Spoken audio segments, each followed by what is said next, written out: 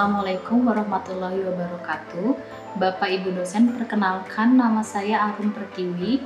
Saya sebagai guru bimbingan dan konseling di SMK Negeri 2 Cimahi dan saat ini saya juga sebagai mahasiswa PPG dalam jabatan kategori 2 Bimbingan dan Konseling Universitas Pendidikan Indonesia tahun 2022 dengan nomor peserta PPG 2018 003557780 dan NIM PPG 2214600. Pada kesempatan kali ini, saya membuat layanan video bimbingan klasikal kelas 12 dengan teknik diskusi.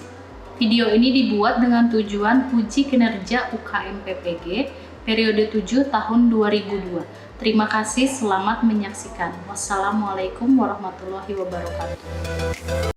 Assalamualaikum warahmatullahi wabarakatuh. Waalaikumsalam warahmatullahi wabarakatuh. Ya, apa kabarnya teman-teman hari ini? Alhamdulillah. Oke, alhamdulillah. Terima kasih atas kehadirannya hari ini. Seperti biasa pada pertemuan layanan BK hari ini kita bertemu di kelas.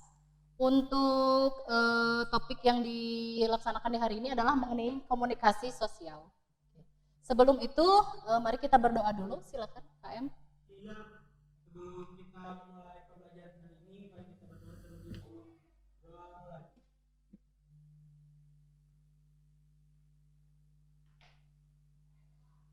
Sebelum selesai, beri salam. Waalaikumsalam warahmatullahi wabarakatuh. Oke, sebelum dimulai, Ibu akan cek kehadiran dulu ya. Untuk hari ini siapa yang tidak hadir? Raden, kenapa katanya? Alfa, oke. Siapa lagi? Zaki, kenapa? Sakit. Frans, kenapa? Sakit. Ada lagi? Faisal, kenapa? Oke, ada 4 orang ya. Oke, langsung kita mulai ya. Jadi untuk pertemuan hari ini, kita akan membahas mengenai komunikasi sosial. Sudah siap? Oke, kalau siap duduk yang tegak. Ya, tunjukkan semangatnya. Ya, komunikasi sosial. Pernah dengar komunikasi? Teman-teman pernah dengar? Oke, ada yang mau menjelaskan? Yang pernah dengar? Oke, boleh? Oke. Komunikasi adalah percakapan, terjadinya percakapan antara 2 orang atau lebih. Kalau komunikasi sendiri, boleh? Ada juga ya yang bisa disebutnya monolog atau komunikasi dengan diri sendiri. Ini arti komunikasi, merupakan aktivitas pertukaran ide atau gagasan, kegiatan penyampaian dan penerimaan pesan dari satu pihak ke pihak yang lain dengan tujuan untuk mencapai kesamaan pandangan. Tadi benar ya, hampir mirip di poin yang kedua. Oke, selanjutnya ada elemen dalam berkomunikasi. Yang pertama adanya komunikator. Komunikator itu adalah orang yang memberikan informasi. Selanjutnya ada komunikan. Komunikan itu orang yang menerima informasi. Selanjutnya ada pesan. Pesan merupakan ide atau informasi gagasan yang disampaikan dari komunikator kepada komunikan. Dilanjutkan dengan media. Media komunikasi bisa macam-macam ya, ada yang bisa langsung secara lisan, ada yang lewat gestur tubuh atau bahasa isyarat kalau untuk yang disabilitas, ada juga yang melalui audio atau visual. Dilanjutkan dengan adanya umpan balik atau respon, jadi terjadinya timbal balik atau komunikasinya bentuknya 2 arah. Selanjutnya ada fungsi komunikasi. Yang pertama adalah membangun konsep. Yang dimaksud membangun konsep adalah menjadi jati diri. Biasanya ada yang disebut dengan konsep diri. Kalau orang yang dapat berkemampuan komunikasi biasanya membangun konsepnya juga ada rasa konsep percaya diri, lalu lebih aktif gitu ya. Ada eksistensi diri. Pernah dengar kata eksis? Oke, suka dengar ya. Dengan komunikasi biasanya menjadikan seseorang itu bisa beradaptasi di lingkungan. Bisa juga disebutnya jadi eksistensi diri di lingkungan. Selanjutnya untuk kelangsungan hidup. Yang dimaksud dengan kelangsungan hidup adalah sebagai penunjang untuk kehidupan sehari-hari, misalnya berkomunikasi dengan anggota keluarga di rumah, dengan teman, atau kalau kita sedang misalnya berbelanja ada berkomunikasi dengan penjual atau pembeli, itu untuk sehari-hari ya, kebutuhan hidup. Dilanjutkan dengan memperoleh kebahagiaan. Teman-teman pernah dengar misalnya kalau ada di keluarga atau pasangan, kuncinya adalah bisa awet dengan komunikasi. Di teman juga misalnya ya, kalau ada tidak terjalin komunikasi mungkin nggak akan jadi teman dekat ya. Itu salah satunya untuk memperoleh kebahagiaan yang dimaksudnya seperti itu. Lalu terhindar dari tekanan dan ketegangan. Biasanya kalau kita bisa merilis dengan bentuk komunikasi, misalnya kita punya masalah kecemasan. Nah, kita berkomunikasi dengan orang lain mengenai perasaan-perasaan kita. Nah, itu bisa merilis ketegangan atau tekanan yang sedang dialami ya. Kalau bahasa sekarangnya mungkin curhat, sharing. Nah, itu kan salah satu bentuk komunikasi. Dilanjutkan dengan jenis komunikasi. Tadi sudah sedikit disebutkan ya. Pertama ada komunikasi lisan. Bentuknya adalah mentransfer informasi dengan berbicara atau isyarat. Jadi lisan itu secara verbal ya. Jadi si komunikator langsung berbicara dengan komunikan. Lalu ada tulisan dengan mentransfer informasi melalui simbol, huruf atau angka. Dilanjutkan dengan nonverbal, transfer informasi melalui bahasa tubuh, gerak tubuh, ekspresi wajah. Yang terakhir ada verbal, visual, transfer informasi melalui bisa dengan foto, gambar, seni, sketsa, bagan, dan grafik. Oke, jadi banyak jenisnya kalau untuk visual. Dilanjutkan dengan hal penting dalam berkomunikasi. Yang pertama harus terjadinya kontak mata, jadi saling memandang agar komunikasinya berjalan dengan efektif. Menatap lawan bicara. Yang kedua ada ekspresi wajah, mengungkapkan pikiran yang sedang melintas pada diri seseorang. Nah, biasanya ekspresi wajah itu berkaitan dengan apa yang sedang dikatakan. Ya, kalau bertolak belakang berarti informasi yang disampaikan itu biasanya bisa bohong, gitu ya. Jadi ekspresi itu secara tidak sadar muncul ketika orang-orang saling berkomunikasi. Lalu ada postur tubuh, mengungkapkan keadaan komunikasi secara tidak langsung. Jadi biasanya kalau sedang berkomunikasi nih, kelihatan postur tubuhnya kalau yang interest, yang tertarik, pasti lebih condong ke depan. Sedangkan kalau tidak tertarik dengan lawan bicara, biasanya menarik, bisa bersandar, gitu ya. Jadi ada rasa tidak nyaman misalnya, seperti itu salah satu contohnya. Ada selera berbusana, ternyata termasuk juga menjadi hal yang penting dalam berkomunikasi, karena dapat mengungkapkan kesan ketertarikan dalam berkomunikasi. Jadi biasanya kalau kita mungkin ketemu di kehidupan sehari-hari, melihat orang yang menarik misalnya, dikatakan menarik itu bukan berarti busananya harus bagus, harus gimana, tapi rapi, begitu. Jadinya ada ketertarikan kita untuk berkomunikasi dengan orang-orang tersebut. Nah, di sini ada komunikasi efektif. Bagaimana agar komunikasi itu bisa berjalan dengan efektif? Yang pertama, kita biasakan menggunakan kalimat yang efektif, jadi tidak bertele-tele ya apa yang mau disampaikan. Nah, itu jadi kepada intinya. Yang kedua, jangan mengungkapkan pengulangan, tadi hampir sama ya dengan ide pokok bahasan. Mungkin kalian suka menemui beberapa orang yang muter aja ngomongnya gitu ya, padahal inti-intinya sih itu saja. Nah, mungkin cara penyampaiannya itu yang harus diperhatikan. Yang ketiga, jangan berbicara terlalu lambat. Apa dampaknya kalau berbicara terlalu lambat? Bosan ya, orang yang diajak bicaranya mungkin jadinya ngantuk, akhirnya informasinya tidak akan sampai ke orangnya ya. Dilanjutkan dengan hindari gumaman yang terlalu sering. Maksudnya gumaman, misalnya ada yang orang berbicara itu, jadi gini, apa ya, gitu ya. Ada mungkin itu biasanya ada kebiasaan-kebiasaan khusus yang dilakukan. Jadi kalau berkomunikasi muncul seperti itu kan mengganggu si penerima informasi ya. Ini sebenarnya orang mau ngomongnya apa ya gitu, jadinya terganggu dengan hal-hal kebiasaan seperti itu. Jadi itu perlu juga diperhatikan ya. lebih baik diam misalnya, jadi jangan mengeluarkan hal-hal yang sifatnya mengganggu. Kalau kita misalnya bingung mau mengatakan apa, mungkin bisa diam dulu, mencerna dulu apa informasi yang ingin disampaikannya. Lalu hindari humor yang tidak perlu. Dalam komunikasi sebenarnya perlu ya ada sifat santai. Itu juga biasanya lebih mempermudah sampainya informasi ke si penerima info. Cuman hindari juga yang humornya berlebihan. Ya misalnya kalau di sini ya contohnya menggunakan bahasanya agak kasar. Ya.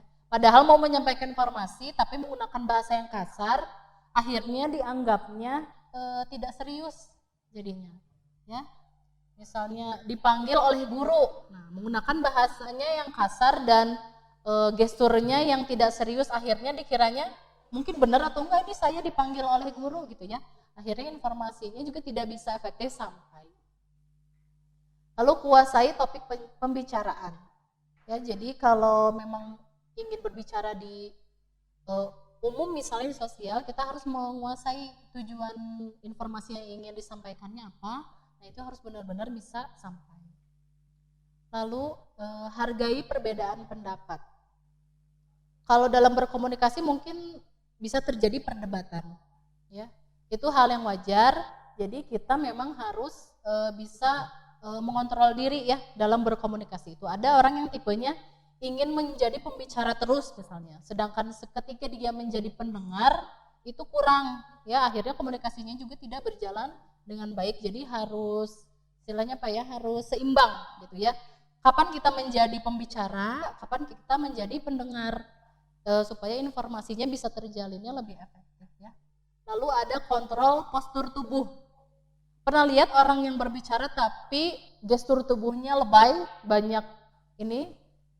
Jadi misalnya sambil atau orang lagi menceritakan sesuatu tuh sampai banyak gerakan tubuh yang diberikan. Nah, sebenarnya itu mendukung juga ya dari informasi yang disampaikan, tapi kalau terlalu berlebihan juga jadi kesannya kurang pas ya. Jadi itu juga harus dikontrol postur tubuh pada saat berkomunikasi itu seperti apa. Oke, untuk dasar dari materi yang disampaikan itu dari Ibu, ada yang mau bertanya? Nanti kita akan ada sesi tanya jawab ya. Sekarang akan ada simulasi supaya teman-teman bisa sedikit merasakan ya bentuk komunikasi. Oke, ada yang mau ke depan? Oke, boleh Ihsan silakan. Tugas dari teman-teman adalah sudah dibawa alat tulisnya ya. Nanti Ihsan akan menyampaikan informasi, berarti Ihsan jadi komunikator. Nanti teman-teman jadi komunikan nih ya. Ada informasi yang akan disampaikan, ada 2 sesi. Sesi yang pertama adalah Ihsan akan memberikan informasi, tetapi kalian tidak boleh merespon apapun. Informasi yang diberikan cukup diterima, lalu silakan digambar atau ditulis informasi yang disampaikan dari Ihsan. Ya, itu untuk yang pertama.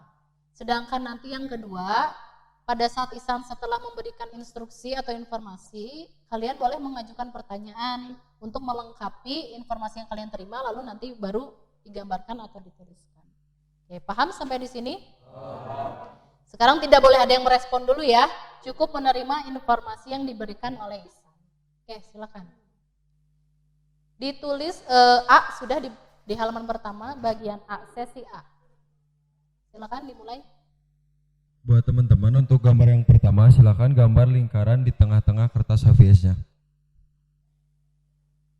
Sudah?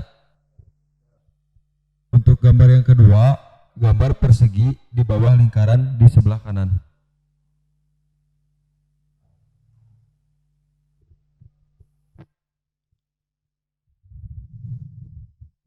Untuk gambar yang ketiga, silakan gambar belah ketupat di bawah gambar persegi.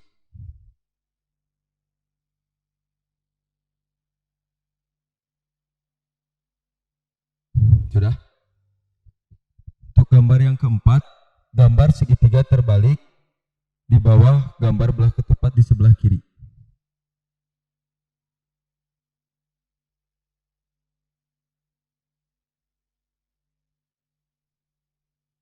Sudah? Untuk selanjutnya, silakan gambar lingkaran di bawah segitiga terbalik di tengah-tengahnya. Yang terakhir, silakan gambar persegi panjang di bawah lingkaran di sebelah kanan.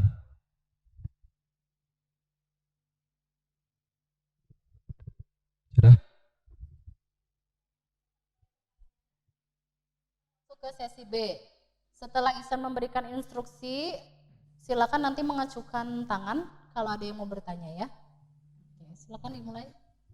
Untuk gambar yang pertama, silakan gambar segitiga terbalik di tengah-tengah face-nya.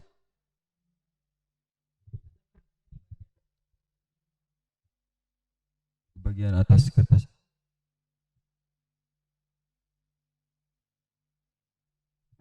Sudah? Untuk yang kedua, silakan gambar lingkaran di bawah segitiga terbalik di sebelah kiri. Untuk diameter lingkarannya kira-kira 3 cm.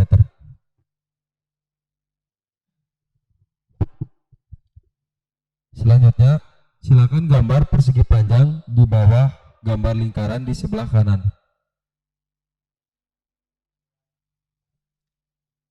Untuk ukuran persegi panjang, untuk panjangnya 3 cm, untuk lebarnya 1 cm.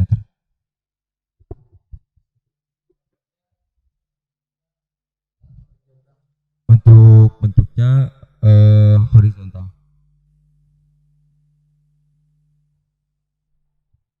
Sudah? Untuk gambar selanjutnya, silakan gambar belah ketupat di bawah gambar persegi panjang di tengah-tengahnya. Di bawah gambar persegi panjang di tengah-tengahnya. Sudah? Untuk gambar yang selanjutnya, silakan gambar persegi di bawah belah ketupat di sebelah kiri.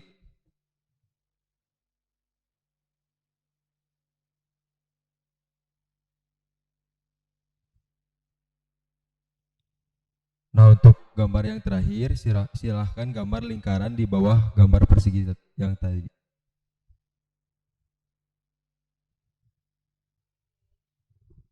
Ya, silakan boleh duduk. Ya, silakan dihitung skornya ya, berarti tiap sesi ada 6 skornya. Ini gambar yang benarnya, silakan di yang A dinilai sendiri masing-masing ada berapa gambar yang benar. Ada yang benar 1, benar 2, 3, 4, 5. Ada yang benar semua 6. Oke, rata-rata di 4 dan 5 tadi ya. Untuk yang kedua, benar 1, 2, 3, 4, 5, 6. Oke, benar semua? Itu 6 ya. Bagaimana setelah melakukan simulasi ada 2 jenis bentuk komunikasi, apa yang bisa dirasakan?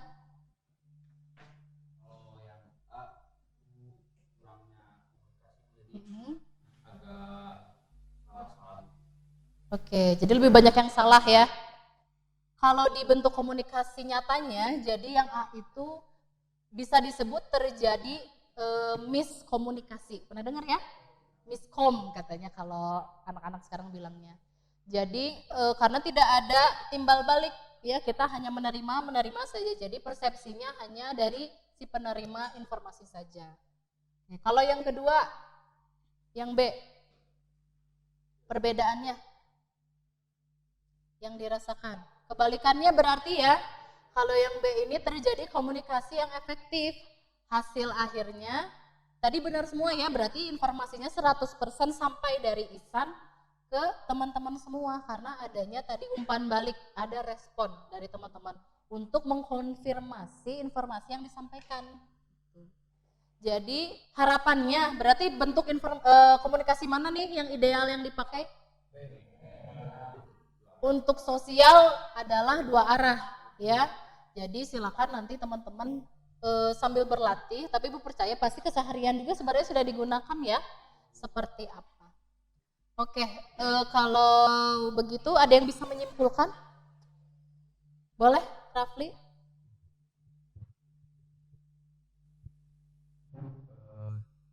Menurut saya kesimpulannya yaitu komunikasi itu sangat penting untuk mendukung kegiatan kita sehari-hari dalam berkomunikasi. Kita harus mempertimbangkan situasi tempat kita berada, yang terakhir kita harus mengembangkan kemampuan komunikasi secara personal maupun sosial. Bertanya, silakan. Bagaimana caranya agar bisa percaya diri dalam berkomunikasi? Lutfi merasa kurang percaya diri dalam berkomunikasi. Biasanya ada perasaan seperti apa saat berkomunikasi sampai kamu menyatakan kalau tidak percaya diri? Lebih ke malu sih, Bu. Malu, ada perasaan deg-degan, Iya, deg-degan. berkeringat kalau mau berbicara dengan orang, kurang percaya diri itu ya. Jadi antara percaya diri dan komunikasi memang saling berkaitan. Tapi kalau masalahnya di Lutfi ini berarti sebelum ke kemampuan komunikasinya, yang harus diperbaiki dulu adalah kepercayaan dirinya gitu. Berarti misalnya kalau di lingkungan sosial harus diperhatikan Lutfi berbicaranya dengan siapa. Karena ada beberapa orang yang akhirnya bisa memberikan kesan ke kita itu kita jadi percaya diri untuk berbicara, atau tadi malu, ada yang kalau ke si A mah nggak malu, kalau ngomong ke si B mah malu. Berarti kita harus bisa beradaptasi dulu melihat lingkungannya ya. Tapi jadi kita harus bisa menjadi orang yang adaptif. Kalau di lingkungan ini kita harus komunikasinya seperti apa, di lingkungan yang B misalnya harus seperti apa. Mungkin akan menjadi dua pribadi yang berbeda, tapi kita kan menyesuaikan cara berkomunikasi kita ya. Misalnya dengan orang tua pasti beda dengan teman ya, cara berkomunikasinya. Nah itu, untuk kepercayaan dirinya harus sering berlatih, terutama di komunikasi sosial. Lutfi harus sering ketemu sama orang baru ya. Ngajak orang baru kenalan, jangan nunggu diajak kenalan. Ya, misalnya contohnya lagi naik angkot, ya, naik angkot ada orang di sebelahnya, nah coba diajak ngobrol, gitu ya. Jangan nunggu diajak ngobrol. Ya, kalau ada momen-momen seperti ini, misalnya di kelas, terus mungkin di ekskul, kalau ingin bertanya, nah dilatih mulai, misalnya bertanya, lalu ada presentasi misalnya di mata pelajaran. Biasakan itu. Nah itu salah satu mungkin sehari-hari yang bisa dijadikan media supaya Lutfi bisa percaya diri ya. Ada yang bertanyakan lagi? Cukup, Bu. Oke. Harapan Ibu dari materi hari ini mengenai komunikasi sosial mudah-mudahan bermanfaat buat teman-teman semua. Poin utamanya adalah karena kalian akan menghadapi PKL, otomatis akan menemui lingkungan baru ya. Dan biasanya yang menjadi tolak ukur atau pertama itu adalah bentuk komunikasi ya. Kalau kita tidak menjalin komunikasi yang baik di lingkungan yang baru, akan berpengaruh ke performa kerja kita ya.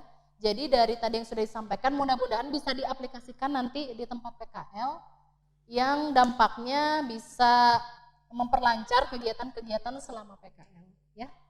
Baik, untuk teman-teman terima kasih atas perhatiannya hari ini. Ibu apresiasi sudah bisa hadir di kelas hari ini. Kita ketemu lagi di kelas berikutnya. Untuk kalau yang ada yang masih ingin ditanyakan atau ingin berdiskusi, boleh nanti akan ada kegiatan berkelompok ya di ruang BK langsung. Oke, Ibu tutup untuk kegiatan hari ini. Terima kasih. Assalamualaikum warahmatullahi wabarakatuh. Waalaikumsalam.